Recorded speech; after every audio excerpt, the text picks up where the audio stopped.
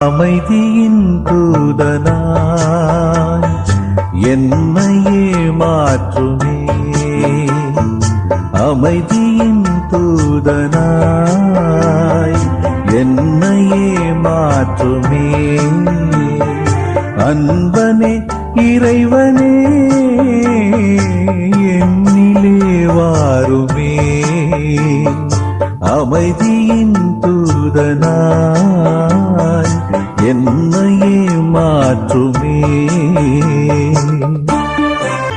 பகைமை உள்ள இடத்தில் பாசத்தை வளர்க்கவும், பகைமை உள்ள இடத்தில் பாசத்தை வளர்க்கவும், வேதனை நிறைந்த மனதில் மன்னிப்பு வழங்கவும்